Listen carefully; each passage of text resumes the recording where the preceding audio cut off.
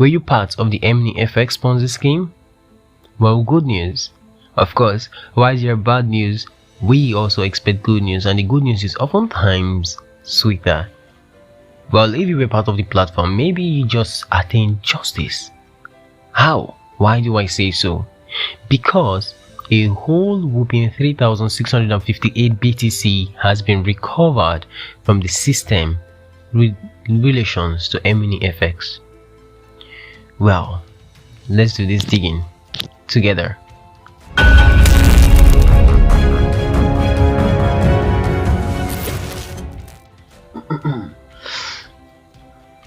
Welcome back.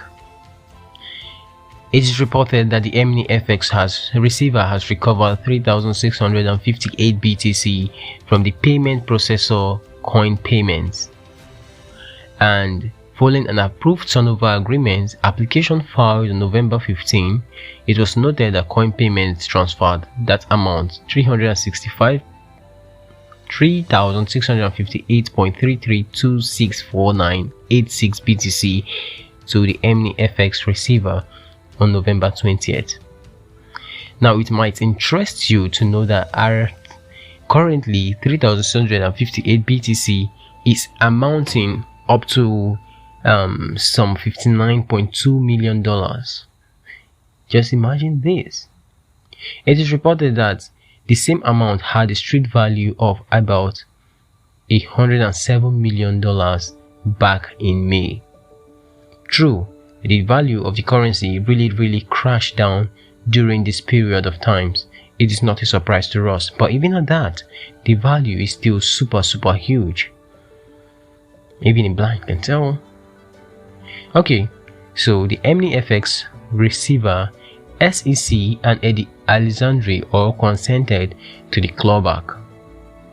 Pending communications with EminiFX investors and further directions from the court, the clawed back Bitcoin will be held in a full segregation cold storage custody wallet. So there's nothing going there, there's nothing coming from there, everything has been held in a cold custody effect. Now, it is found out that Eddie Andrexandre is facing parallel criminal charges in relation to the platform EminiFX Ponzi scheme. So you might just have attained justice. As part of those proceedings, the DOJ was ordered to submit an affidavits describing specificity of the nature and extent of the prosecutors and the FBI relationship with CFTC and the receiver during the investigation of Andrexandre. We've already been provided insights into how the FBI took down Andrexandre. It is reported that an affidavit filed by an assistant US attorney on November 15 provides additional information of interest. Now, I want you to note right here that the government refers to the DOJ we're talking about. The FBI and the government and the CFTC each initiated their separate investigations independently, and reports has it that the government or the FBI did not conduct joint interviews of witnesses with the CFTC to the receiver or the receiver. The CFTC and the receivers played no role in the government's charging decision or the development of the government prosecutorial strategy. No one from the CFTC, the CFTC, or the receiver's office was designated a special assistant US attorney to work on the criminal investigations. Even more, the CFTC and the receivers were not involved in presenting this case to the grand jury and did not receive grand jury transcripts. The report goes on and on that the government did not even direct the CFTC or the receiver to take any investigative actions. It is finally reported that on the day of Andrexandre's arrest, the CFTC came to his presentment to serve him with legal process connected to the CFTC's case against him. The CFTC has not attended any other court proceedings in this case up until now. Significant sections of the affidavit are redacted as they pertain to the details of the investigations that are ordinarily non-public and which could be harmful to future investigations if it is revealed. The redacted affidavit sections are available for in-camera review by the judge. Alexandre Anthony objected to the redactions on November 26th.